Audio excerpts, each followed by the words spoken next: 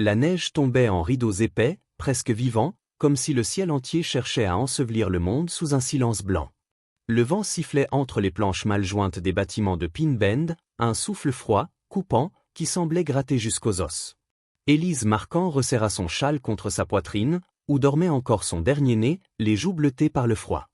Autour de ses jambes, ses 4 autres enfants tentaient de suivre, petits pas hésitants dans la poudreuse qui leur montait jusqu'aux genoux. 3 jours qu'ils marchaient. 3 jours qu'ils n'avaient presque rien avalé. Le marché, si on pouvait encore appeler cela un marché, n'offrait que quelques étals battus par la bise. Un boucher découpait un cerf fraîchement abattu, son couteau brillant d'un éclat trop vif dans la grisaille. La vapeur du sang chaud montait dans l'air gelé, dessinant des volutes qui donnaient à la scène une étrange beauté. Élise resta immobile, les lèvres serrées, observant, puis baissant les yeux aussitôt qu'on la regardait. Elle savait qu'ici, les étrangers n'avaient droit qu'à la méfiance. Quelque chose en elle tremblait, pas seulement de froid, mais de honte. Elle n'était pas venue mendier. Pas elle. Pas avant. Mais l'estomac creux de ses enfants lui rappelait que la fierté ne se mange pas. Le boucher termina avec un client, essuya la lame sur son tablier et se retourna, sans même la voir. Élise ouvrit la bouche, mais aucun son n'en sortit. C'est son fils de 8 ans, Baptiste, qui tira faiblement sur sa manche. « Ouais » murmura-t-il. Sa voix était si mince qu'elle sembla se perdre dans le vent. Alors, comme un souffle, presque un secret qu'elle aurait préféré cacher au monde entier, elle laissa sortir ces mots qui la déchirèrent plus que le froid, « Nous n'avons pas mangé depuis 3 jours. » Personne ne se retourna. Une femme recula même, tirant son enfant derrière elle. Quelqu'un ricana près du saloon, un rire sec comme un coup de fouet. Les joues d'Élise brûlèrent de honte malgré le froid mordant. Elle baissa la tête, prête à se retirer, prête à s'effacer entièrement. Puis il y eut un mouvement. Un craquement de neige tassé sous une botte. Élise leva les yeux sans vraiment y croire. Il était là. Un homme grand, solide, manteau sombre, chapeau tiré bas, le visage mangé par l'ombre et le froid. Jonas Hale. Même elle connaissait son nom. On racontait qu'il parlait peu, qu'il avait été soldat, puis cavalier, puis homme de rien et de tout. Un solitaire qui gardait la colline nord comme un fantôme qui veille sur les vivants. On disait aussi qu'il avait le regard d'un homme qui avait trop vu. Il s'arrêta devant eux, sans dire un mot. Sans même un geste brusque. Il posa son sac de sel au sol, s'accroupit lentement pour se mettre à hauteur des enfants. Ceux-ci reculèrent d'abord, les yeux grands ouverts. Jonas glissa la main dans la sacoche. Il en sortit un morceau de pain dur, puis un petit paquet de viande fumée, puis un pot de haricots. Il tendit chaque chose avec une lenteur presque respectueuse, comme si chaque enfant était fragile, précieux, sacré. Le plus jeune, trop affaibli, manqua de faire tomber sa part. Jonas la rattrapa d'une main sûre, puis inclina la tête d'un geste silencieux. Pas un sourire. Mais quelque chose, une douceur rare, une promesse qu'il n'oserait jamais formuler à voix haute. Élise sentit sa gorge se serrer. « Monsieur, pourquoi » tenta-t-elle, mais il s'était déjà relevé. Sans un mot, sans un regard, il rabattit son manteau contre le vent et s'éloigna vers la forge. Ses pas s'effacèrent aussitôt que le blizzard les recouvrait. Les enfants commencèrent à manger lentement, comme s'ils craignaient de rêver. Baptiste leva les yeux vers sa mère, des miettes accrochées aux lèvres. « Maman, c'était qui cet homme » Élise serra son bébé contre elle, le cœur battant trop vite, trop fort. Son regard resta fixé sur l'endroit où l'inconnu avait disparu. « Je ne sais pas » murmura-t-elle, la voix tremblante. Puis, après un long silence, elle ajouta dans un souffle que le vent n'arriva pas à disperser. « Mais peut-être que Dieu nous a enfin envoyé quelqu'un qui écoute encore la misère des autres. » Jonas Hale dormait rarement plus de quelques heures. Cette nuit-là, comme tant d'autres, il s'était éveillé bien avant l'aube, l'esprit chargé de souvenirs qu'il n'invitait jamais, mais qui revenaient malgré lui. Le vent balayait les collines au nord de Pin Bend, faisant craquer les murs de la petite grange où il dormait, au-dessus des chevaux du ranch voisin. Il s'était levé sans bruit, avait sellé sa jument et était descendu vers la ville pour boire un café noir au comptoir du marchand de grains. Il ne parlait à personne. Il ne cherchait rien. Depuis des années, il vivait comme un homme qui passait à travers le monde sans y laisser d'empreinte. Il pensait à cette femme et à ses 5 enfants plus qu'il n'aurait dû. Il s'efforçait de ne pas le faire, mais les images s'imposaient, leurs visages pâles, leurs doigts gourds de froid, et la honte silencieuse d'Élise lorsqu'elle avait murmuré leur faim. Il n'avait rien demandé en retour, pas même un regard, mais il savait que ce genre de détresse ne disparaissait pas en une journée. Ce matin-là, en buvant son café brûlant, il aperçut Élise traversant la rue principale de Pin Bend, ses enfants serrés autour d'elle pour se protéger du vent. Elle marchait droit, la tête légèrement penchée, comme si elle craignait de déranger l'air lui-même. Elle se dirigea vers la pension de Madame Lorne, une femme rigide, connue pour ses règles strictes. Jonas observa de loin, appuyé contre un poteau, les mains autour de sa tasse. Il n'entendit pas toutes les paroles, mais il comprit le refus avant même de voir le visage fermé de la tenancière. Élise expliquait qu'elle pouvait payer plus tard, qu'elle travaillerait, qu'elle ne resterait qu'un mois. Madame Lorne secoua la tête, claqua presque la porte. Trop d'enfants. Trop de bruit. Pas assez d'argent. Jonas posa sa tasse, traversa la rue avec la lenteur tranquille d'un homme qui ne cherche pas à attirer l'attention. Il ne salua pas Élise. Il ne la regarda même pas. Il se contenta de glisser une enveloppe sur la table devant la porte. Un mois d'avance, dit-il simplement, sa voix grave comme un rocher qu'on soulève. Madame Lorne leva les sourcils. Vous payez pour eux? Pourquoi? Il répondit sans hésiter, parce qu'ils en ont besoin. Puis il tourna les talons et partit, laissant la surprise planer dans l'air froid. Le bruit se répandit dans Pin Bend avant qu'Élise n'ait posé un pied dans la chambre qui leur était accordée. Le solitaire a payé pour une étrangère. Il a perdu la tête. Ce n'est pas dans ses habitudes. Mais Jonas n'écouta rien. Il regagna les collines, laissant les ragots s'agiter comme la poussière derrière lui. Au fond, il n'en avait cure. Il avait fait ce qu'il devait faire. Rien de plus. 3 jours plus tard, le calme qu'Élise avait enfin trouvé s'effondra brusquement. L'un des enfants avait cassé un cadre. Un autre avait trop crié.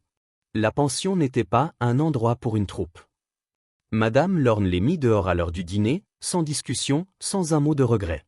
Elle referma la porte, laissant la neige les accueillir. Élise ne pleura pas. Elle prit la main de son fils aîné et les entraîna tous vers la forêt, vers la cabane abandonnée que les habitants évitaient depuis des années. Le toit tremblait sous le vent, les planches grinçaient, mais c'était un abri. C'était mieux que rien. Cette nuit-là, tandis que les enfants dormaient blottis les uns contre les autres, Élise resta éveillée, écoutant la respiration lourde de la vieille maison. Le froid s'infiltrait par les fissures du sol. Le feu fumait plus qu'il ne chauffait. Elle se demanda combien de temps il tiendrait ainsi. Elle ne vit pas l'ombre qui approcha dans l'obscurité. Jonas, silencieux comme un loup des bois, déposa sous les murs de la paille sèche pour bloquer les courants d'air. Puis il renforça une marche cassée, ajusta un panneau tordu, et plaça devant la porte un sac de provisions, pommes de terre, une couverture de laine propre, et un petit pain encore tiède, acheté chez la boulangère qui insistait toujours sur la chaleur de ses miches. Il repartit avant l'aube, sans laisser la moindre trace dans la neige fraîche. Le matin venu, Élise ouvrit la porte et découvrit le sac. Elle le toucha comme si c'était un mirage. « D'où cela peut venir ?» murmura-t-elle. Son fils aîné répondit, « Pas du village. Il ne nous aime pas. » Élise resta silencieuse. Elle ne savait pas encore que l'homme qui veillait sur eux depuis le premier jour continuerait à le faire, dans l'ombre, tant qu'ils en auraient besoin. Le toit de la cabane grinçait sous chaque souffle du vent, mais ce matin-là, quelque chose avait changé. Jonas et il étaient revenus, comme si les bois eux-mêmes l'avaient ramené jusqu'à cette maison bancale. Il marcha vers la cabane sans se presser, tenant sous le bras une planche et quelques outils. Marion, le fils aîné d'Élise, le regardait arriver depuis le seuil, un mélange de méfiance et d'admiration dans les yeux. Jonas hocha seulement la tête en guise de salutation, puis posa ses outils près du mur. « Le toit ne tiendra pas un autre jour de neige, » murmura-t-il. Marion s'approcha, hésitant. « Je peux aider ?» Jonas le fixa, surpris par tant de courage, puis lui tendit un marteau. « Alors aide. » Ils grimpèrent tous les deux sur le toit, les doigts engourdis par le froid, les bottes glissant parfois sur les tuiles humides. Marion ne parlait presque jamais, mais la présence calme de Jonas lui donna une assurance nouvelle. Pendant qu'il clouait une planche, le garçon s'arrêta soudain, songeur. « Monsieur Jonas, vous avez déjà eu quelqu'un? Une famille ?» Jonas marqua un long silence. Sa main restait posée sur le bois, immobile. Le vent emporta un instant la réponse qu'il aurait voulu éviter. Finalement, il s'assit, les jambes ballantes au-dessus du vide. Son regard se perdit vers les arbres chargés de neige. « J'en ai une, » dit-il d'une voix basse et rugueuse. « Pas la mienne, mais un enfant dont je devais prendre soin. » Marion n'osa plus bouger. Jonas inspira, comme un homme forcé d'ouvrir une porte qu'il avait verrouillée depuis trop longtemps. C'était pendant la guerre. Notre unité a été envoyée dans un village. On nous a dit d'y mettre le feu, de tout raser. Sa voix devint plus dure. Je n'avais jamais aimé les ordres. Mais ce jour-là, j'ai compris que je ne pourrais plus jamais en suivre certains. Il serra ses doigts contre son pantalon. Il y avait un garçon, 7 ans peut-être. Il ne criait pas. Il ne courait pas. Il restait debout au milieu de la fumée. Je l'ai pris dans mes bras et j'ai fui. Marion l'écoutait, le souffle court. Jonas continua, j'ai essayé de le garder en vie, mais le froid et le feu avaient déjà trop pris. Je n'ai pas pu le sauver. Un silence lourd tomba entre eux. Même les arbres semblaient écouter. Jonas baissa la tête. Je l'ai enterré sous un bouleau. Je lui ai donné un prénom, même si je ne savais pas le vrai. Après ça, j'ai quitté l'armée. Mon fusil aussi. On peut porter un uniforme longtemps, même quand on n'a plus d'âme pour le remplir. Marion posa timidement une main sur son bras. Vous avez essayé. C'est déjà beaucoup. Jonas le regarda, surpris par la maturité dans cette phrase. J'ai fait ce que je pouvais, répondit-il doucement. Maintenant, je fais ce que je dois. Plus bas, Élise observait la scène à travers la fenêtre fendue, les mains serrées contre elle. Elle avait tout entendu. Les mots de Jonas résonnaient encore dans sa poitrine, comme un écho douloureux mais étrangement tendre. Elle comprit pour la première fois que cet homme n'était pas simplement un solitaire, c'était une âme blessée, qui tentait depuis des années de réparer ce que la vie lui avait arraché. Lorsque Jonas et Marion redescendirent du toit, un léger rayon de soleil perça brièvement les nuages. Les enfants les regardaient avec curiosité. Jonas sortit alors de sa poche un petit morceau de bois taillé. C'était une biche, sculptée avec soin, les pattes fines, le museau délicat. Il la tendit à la plus jeune, qui la prit avec des yeux émerveillés. Elle s'appelle Lune, dit Jonas. Elle ne court pas vite, mais elle trouve toujours le chemin du foyer. Les enfants éclatèrent d'un rire timide. Élise sentit quelque chose se fissurer doucement en elle, pas de la douleur, mais une sorte de lumière fragile. Ce soir-là, alors que la neige recommençait à tomber, elle s'assit près du feu, ses enfants endormis autour d'elle, et murmura presque à elle-même, « Cet homme ne fuit pas son passé, il essaie de le racheter. » Et pour la première fois depuis longtemps, la cabane sembla moins froide. La nuit, un peu moins longue. Et l'avenir, un peu moins impossible. Le ciel s'assombrit dès le matin, d'un gris si lourd qu'il semblait vouloir s'effondrer sur la forêt. Élise sentit la menace avant même que les premiers flocons ne tombent. L'air était différent, plus dense, comme avant les tempêtes qui brisent les arbres et avalent les chemins. Les enfants ramenaient les derniers morceaux de bois vers la cabane, le souffle court. Jonas, qui était venu vérifier le toit avec Marion, s'arrêta net lorsqu'il leva les yeux vers les nuages. La nuit va tomber avant l'heure, et ce qui arrive ne fera pas de cadeau. Il n'avait pas tort. À peine quelques heures plus tard, la tempête s'abattit sur Pin Bend avec la violence d'un animal libéré. La neige ne tombait pas, elle tournoyait en spirale folle, frappait les murs comme des points de glace. Le vent hurlait entre les arbres, faisant vibrer la cabane entière. Élise calfeutra la porte avec des couvertures, offrit à chacun de ses enfants la plus chaude des couches possibles. Mais malgré tout, elle savait que la nourriture manquerait. Le petit pot de farine touchait à sa faim. Les haricots avaient été rationnés au point d'en devenir symboliques. Le dernier morceau de pain durci près du feu, trop maigre pour nourrir 6 bouches. Les enfants ne se plaignirent pas. Ils connaissaient déjà trop bien la sensation du ventre vide. Le plus jeune, cependant, finit par pleurer doucement dans le silence de la nuit. Élise le prit dans ses bras, lui murmurant des histoires qu'elle n'avait plus la force de croire elle-même. Quand elle posa son regard sur le pot vide, elle sentit ses mains trembler. Résister à la faim est une épreuve. Regarder ses enfants la subir est un supplice.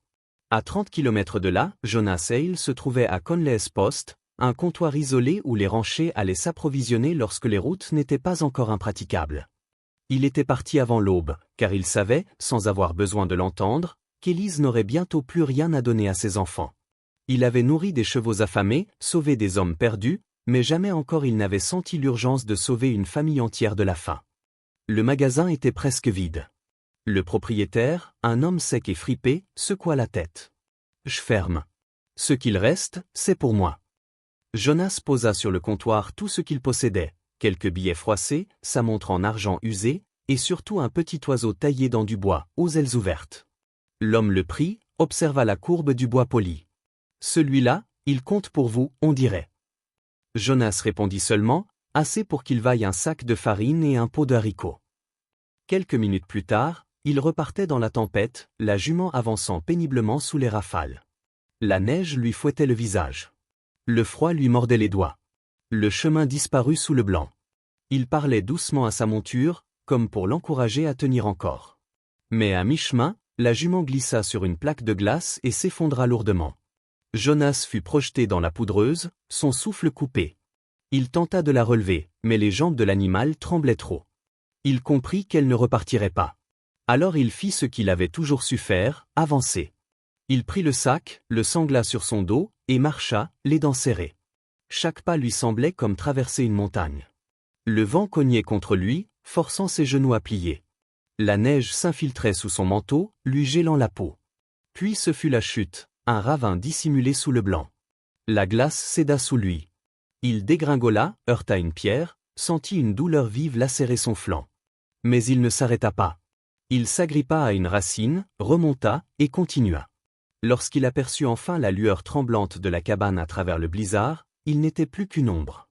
Son souffle formait des hoquets de vapeur. Ses jambes ne répondaient plus. Il tomba une première fois, se releva, puis s'écroula contre la porte. À l'intérieur, Élise sursauta. Elle crut d'abord au vent, puis elle entendit le bruit sourd d'un corps.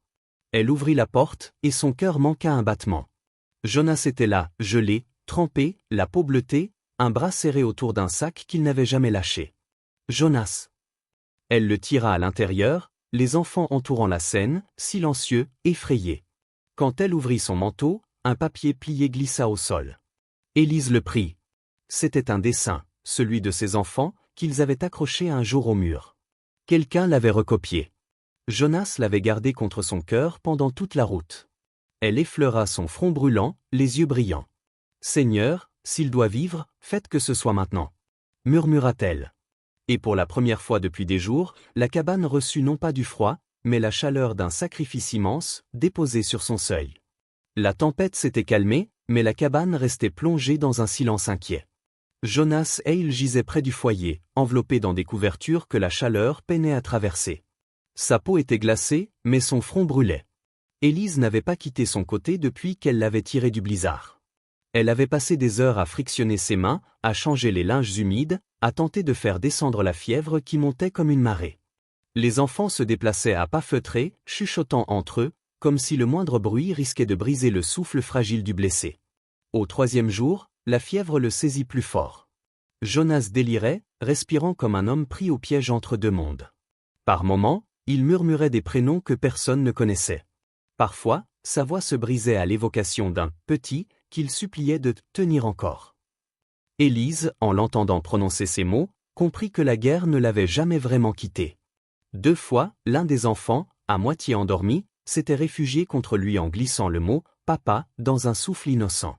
Cela aurait dû briser Élise, mais au contraire, cela serra son cœur d'une manière étrange, comme si une évidence s'imposait doucement à elle. La nuit suivante, alors que les flammes du foyer déclinaient, Élise s'agenouilla près de Jonas. Ses mains tremblaient légèrement lorsqu'elle mouilla un linge propre. Elle n'avait plus prié depuis la mort de son mari, mais les mots lui vinrent comme un geste instinctif, ancien. « Si un homme mérite de vivre, murmura-t-elle, c'est celui qui dort là. Donnez-lui encore un jour, et je vous promets que je ferai tout pour qu'il ne soit plus jamais seul. » Elle reposa sa main sur la sienne, et resta ainsi, veillant jusqu'à ce que ses yeux se ferment malgré elle. Le lendemain matin, Jonas ouvrit enfin les yeux. La pièce lui parut floue, baignée de lumière douce. Élise sursauta en le voyant bouger, puis se pencha vers lui, un sourire tremblant sur les lèvres. « Doucement, vous avez failli mourir, » dit-elle. Il cligna des yeux, cherchant ses repères. « Depuis combien de temps ? » 3 jours. Il tenta de se redresser, comme poussé par un vieil instinct de fuite. « Je dois partir, je ne peux pas rester ici. » Ses jambes flanchèrent, et il s'effondra presque. Élise le rattrapa par la poitrine, ses doigts pressés contre son manteau. « Jonas, arrêtez. Vous n'avez pas besoin de continuer à nous sauver. Vous l'avez déjà fait. » Il voulut protester, mais elle leva la main, ses yeux brillants d'une détermination tendre. « Nous n'avons pas besoin d'un héros, » murmura-t-elle. « Nous avons besoin de vous. Juste vous. » Jonas resta immobile, son regard cherchant quelque chose dans le sien, quelque chose qu'il n'avait pas osé toucher depuis des années. « Je ne sais pas rester, avoua-t-il enfin, presque honteux. Alors apprenez-le, répondit Élise doucement. Vous n'avez pas à savoir. Il suffit d'essayer. Un silence se posa entre eux, fragile, précieux. Mais la paix fut brisée par un son lointain, des sabots. 3 chevaux. 3 silhouettes avancèrent entre les arbres, leurs manteaux battant au vent, le regard dur. Les enfants se figèrent. Élise devint pâle. Jonas serra la mâchoire. Ces hommes ne venaient pas pour demander leur chemin. Ils portaient sur eux l'odeur des dettes jamais payées et de la violence facile. Le premier, un géant au visage tailladé, cracha un rire mauvais. On cherche une femme. Élise marquant. Son mari nous devait encore beaucoup. La mort n'efface pas les comptes. Élise se posta devant la porte, les enfants tremblant derrière elle. Il n'y a plus rien à prendre ici. Laissez-nous. Le troisième homme ricana. On prend ce qui nous revient. Même si c'est elle. Jonas sortit de la cabane à pas lents, encore faible, mais son regard était celui d'un homme revenu d'un monde que ces bandits ne pouvaient pas imaginer. Un monde où l'on survit parce qu'on n'a plus rien à perdre. Il se plaça entre Élise et les hommes, son revolver à la ceinture mais encore dormant sous son manteau. Vous repartez maintenant, dit-il d'une voix basse, si calme que le vent lui-même se tut. Vous avez une chance. Une seule. Le chef sourit avec mépris. On m'a dit que tu ne tirais plus, soldat. Que tu n'avais plus le cœur pour ça. Jonas posa une main sur la crosse de son arme. Alors priez pour que ce soit vrai. Le premier bandit dégaina. Jonas tira avant même que l'autre n'ait levé son bras. Un tir sec, précis, imparable. L'homme s'écroula dans la neige, mort avant que son corps n'atteigne le sol. Les 2 autres blanchirent. L'un recula. L'autre fit volte-face et disparut entre les arbres sans demander son reste. Jonas resta debout quelques secondes, la fumée de son revolver montant dans l'air froid. Puis il baissa l'arme, soudain épuisé. L'acte l'avait blessé plus que la balle qu'il avait tirée. Élise s'approcha, posa une main tremblante contre son bras. Vous les avez sauvés encore une fois. Jonas ferma les yeux, comme s'il portait un poids immense. Peut-être. Mais je sais que j'en paierai le prix. Elle serra doucement son bras. Personne ne devrait porter un tel fardeau seul. Pas même vous. Dans la lumière pâle de l'après-midi, quelque chose changea dans les yeux de Jonas Hale. Pour la première fois, il se sentit peut-être à sa place. Le dégel arriva d'abord en silence, comme une promesse timide. La neige, encore haute contre les murs de la cabane, se creusait par endroits, laissant apparaître la terre sombre en dessous. Les arbres gouttaient lentement, libérant de petites perles d'eau qui tombaient comme un chuchotement.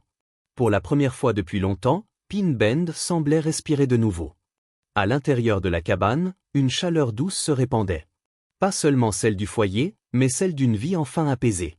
Une grande marmite de soupe mijotait sur le poêle, emplissant la pièce d'un parfum de thym, de bouillon riche et de légumes fondants. Du pain frais, à peine sorti du four improvisé que Jonas avait réparé avec Marion, reposait sur la table. Les enfants allaient et venaient avec une énergie retrouvée, leur voix claire remplissant la petite maison comme des oiseaux revenus de migration. Jonas, assis près de la fenêtre, taillait un morceau de bois entre ses doigts. Les copeaux tombaient à ses pieds, formant un petit tablon. Depuis qu'il s'était remis sur pied, il passait chaque matin à sculpter. Cela apaisait les ombres de sa mémoire. Cela donnait aussi aux enfants une joie qu'ils n'auraient jamais imaginé pouvoir offrir un jour. Élise observa la scène en silence, un torchon à la main, les yeux brillants d'une gratitude qu'elle n'avait pas encore su exprimer.